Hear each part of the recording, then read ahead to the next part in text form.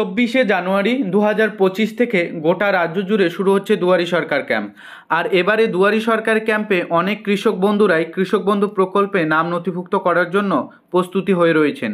তো কৃষক বন্ধু প্রকল্পের ফর্মটি কিভাবে ফিল আপ করবেন, কোন কোন কাগজপত্র জেরক্স করে জমা করতে হবে, কিভাবে কৃষক বন্ধু প্রকল্পের জন্য নতুন করে আবেদন করবেন, কতটি জমির খতিয়ান থাকলে আপনারা আবেদন করতে পারবেন, বিস্তারিত একেবারে A to Z form fill up process আজকে এই ভিডিওতেই থাকতে চলেছে। ভিডিওটা খুবই গুরুত্বপূর্ণ, সম্পূর্ণ দেখুন। নতুন প্রসেসে কৃষক বন্ধু নতুন স্কিমে কিভাবে আপনারা আবেদন করবেন। সরাসরি অন স্ক্রিন দেখতে পাচ্ছেন ইতিমধ্যেই কৃষক বন্ধু প্রকল্পের নতুন স্কিমের জন্য আবেদনপত্রের ফর্মটি, এবং এই আবেদনপত্রের ফর্মটি কিভাবে ফিল আপ করবেন। Government of West Bengal, department of agriculture, application form registration under কৃষক বন্ধু নতুন স্কিম। এখানে প্রথম আপনাদের কিন্তু যে আবেদন করছে সেই কৃষকের একটা কিন্তু কালার পাসপোর্ট সাইজ ফটো আঠা দিয়ে এখানে লাগাতে মতো ইংলিশ ফরম্যাটে এটা লিখতে হবে। যদি ইংলিশ নিয়ে থাকেন ইংলিশে লিখতে হবে। আবেদনকারীর প্রথম নামটা ক্যাপিটাল আকারে এখানে লিখে দিতে হবে নির্ভুলভাবে। এরপর যে আবেদন করছে সেই আবেদনকারীর আবার নাম লিখতে হবে পর্চা অনুযায়ী। দেখতে পাচ্ছেন নেম অ্যাজ পার পর্চা অনুযায়ী। জমির যে পর্চা রয়েছে,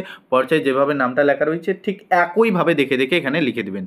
এরপর রেসিডেন্সিয়াল অ্যাড্রেস হিসেবে প্রথম আপনাদের ভিলেজের নাম, গ্রাম পঞ্চায়েতের নাম, আপনার পোস্ট অফিস যেটা থাকবে সেই পোস্ট অফিসের নাম, ব্লকের নাম, পুলিশ স্টেশনের যে নাম থাকবে সেটা লিখে দেবেন, থানার নাম। এরপর ডিস্ট্রিক্ট যেটা রয়েছে আপনার জেলার যে নাম সেটা এখানে লিখে দেবেন। আপনার এরিয়ার যে পিনকোড রয়েছে সেই পিনকোডটি এখানে দিকে দিকে বা আপনার যেটা পিনকোড রয়েছে সেটা লিখে দেবেন। এরপর একটু নিচে আসলেই আপনারা দেখতে পারবেন ফাদার বা হাজব্যান্ড নেম। কৃষক যদি পুরুষ হয়ে থাকে সেক্ষেত্রে বাবার নাম, যদি কৃষক মহিলা হয়ে থাকে তাহলে হাজব্যান্ডের নাম দিয়ে দেবেন গার্জিয়ান হিসাবে।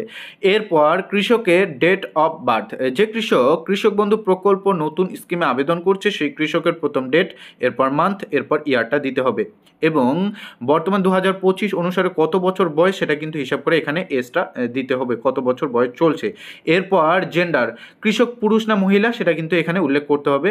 এখানে দেখতে পাচ্ছেন বক্সগুলি কিন্তু সাইডে সাইডে দেওয়া রয়েছে, টিক করে নিতে হবে আর কি। এরপর ক্যাটাগরি, কাস্ট, কোন কাস্টের কৃষক, কৃষক কি জেনারেল না এসসি না এসটি সেটা কিন্তু এখানে টিক করে দিতে হবে। যদি ওবিসি হয় ওবিসির উপর টিক করে নেবেন। এরপর সেই কৃষক টাইপ অফ ফার্মার, কোন ধরনের কৃষক, নিজেই ওনার মানে কৃষকের নিজেই জমির মালিক নাকি বর্গাদার না পাট্টাদার সেটা কিন্তু এখানে আপনাদের উল্লেখ করতে হবে। এখানে কিন্তু পাশে পাশে ঘরগুলি দেওয়া রয়েছে, আপনাদের টিক করে দিলেই হয়ে যাবে। এরপর যে কৃষক আবেদন করছে সেই কৃষকের মোবাইল নম্বরটি এখানে নির্ভুলভাবে লিখে দেবেন, কারণ এই মোবাইল নম্বর দিয়ে পরবর্তীতে কিন্তু আপনারা আপনাদের কৃষক বন্ধু প্রকল্পের স্ট্যাটাসটা পর্যন্ত চেক করে দেখতে পারবেন। এরপর আপনারা অল্টারনেট একটা মোবাইল নম্বরও কিন্তু দিতে পারেন, একটা কিন্তু আরেকটা মোবাইল নম্বর এখানে বসাই দিতে পারেন। এরপর যে আবেদন করছে সেই আবেদনকারী যে আধার কার্ড নম্বর রয়েছে সেটা কিন্তু ম্যান্ডেটারি বসাতেই হবে। এখানে আপনাদের আধার কার্ড নম্বরটি বসাই দেবেন যে আবেদন করছে সেই আবেদনকারী। এরপর ভোটার কার্ড ইপিআইসি নং ম্যান্ডেটারি, ভোটার কার্ডে একটা ইপিআইসি নং রয়েছে সেই নম্বরটি এখানে বসাই দেবেন, অর্থাৎ ভোটার কার্ড নম্বরটি বসাই দিতে হবে। এরপর বিতে বলা রয়েছে দেখতে পাচ্ছেন ল্যান্ড ডিটেলস, জমির বিবরণ দিতে হবে সিরিয়াল নং করে, আপনাদের জয়টি জমি থাকবে সেই হিসাবে কিন্তু আপনারা এখানে অ্যাটাচ করতে পারেন। এরপর প্রথম সিরিয়াল নং 1, এখানে আপনার ডিস্ট্রিক্টের নাম, ব্লকের নাম, মৌজার নং, জেএল নং, খতিয়ান নং পেয়ে যাবেন, কিন্তু সমস্তটাই দেখে দেখে লিখে নেবেন। এরপর আপনার কতটা একর সেটা কিন্তু একরে এখানে দিতে হবে। এরপর জয়টি জমি থাকবে সেই হিসাবে কিন্তু আপনারা অ্যাড করতে পারেন। সিতে বলা রয়েছে bank details, name as per bank account, bank অ্যাকাউন্টে যেভাবে নামটা লেখা রয়েছে কৃষকের সেইভাবেই লিখে দিতে হবে। এখানে ব্যাংকের নম্বরটি এখানে বসাই দিতে হবে, আইএফএসসি কোডটা এখানে বসাই দিতে লাগবে, ব্যাংক নেম কোন ব্যাংক, পাঞ্জাব ব্যাংক নাকি স্টেট ব্যাংক সেটা এখানে লিখে দিতে হবে, ব্যাংকের শাখা অর্থাৎ ব্রাঞ্চ নেমটা এখানে লিখে দিতে হবে, অ্যাকাউন্ট টাইপ এখানে আপনাদের সেভিং ব্যাংক নাকি কারেন্ট ব্যাংক সেটা কিন্তু উল্লেখ করতে হবে। এরপর কিন্তু এই সকল বিবরণ পূরণ করার পর ডি নম্বরে বলা রয়েছে নমিনি ডিটেলস, যে কৃষক আবেদন করছে সেই কৃষককে আবেদন করার সময় অবশ্যই একজন নমিনিকে রাখতে হবে। প্রথম নমিনির নাম এখানে দিতে হবে, name of nominee.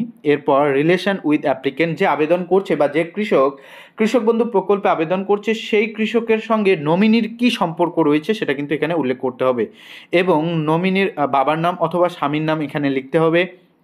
Date of birth দিতে হবে, প্রথম ডেট, এখানে মান্থ, এখানে ইয়ার, এরপর এজ 2025 অনুসারে বয়স কত নমিনি সেটা লিখতে হবে, নেম অফ গার্ডিয়ান, যদি এখানে লেখা রয়েছে if less than 18 year old, যদি নমিনি 18 বছরের নিচে হয়ে থাকে সেক্ষেত্রে কিন্তু গার্জিয়ানের নাম দিতে হবে, যদি 18 বছরের ঊর্ধ্বে হয়ে থাকে সেক্ষেত্রে কিন্তু কোনো প্রয়োজন নেই। এরপর একটা কিন্তু স্বাক্ষর করতে হবে। সবার শেষে আপনাকে একটা কিন্তু কৃষক বন্ধু নতুন স্কিমে আবেদন করার জন্য কিন্তু self declaration form application for কৃষক বন্ধু নতুন স্কিমের জন্য একটা সেলফ ডিক্লারেশন দিতে হবে। প্রথম আই অর্থাৎ আপনার নাম, সন ডটার ওয়াইফ অফ যেটা হবে সেটা আপনারা এখানে লিখে দেবেন, আপনার ভিলেজের নাম, জিপি বা মিউনিসিপ্যালিটির নাম, ব্লক যেটা হবে আপনার ক্ষেত্রে সেটা লিখে দেবেন, আপনার পুলিশ স্টেশনের নাম, ডিস্ট্রিক্টের নাম লিখে। এবং এগুলোতে বেশি একটা হাত দেওয়ার প্রয়োজন নেই, সরকারি আধিকারিকগণরাই এগুলো দেখে নেবে এবং সবার শেষে আসার পর যে জায়গা থেকে আবেদন করছেন জায়গাটা, প্লেসটা এবং তারিখটা বসাই দেবেন, একটা সিগনেচার করে নেবেন এবং আপনার একটা মোবাইল নম্বর এখানে বসাই দেবেন।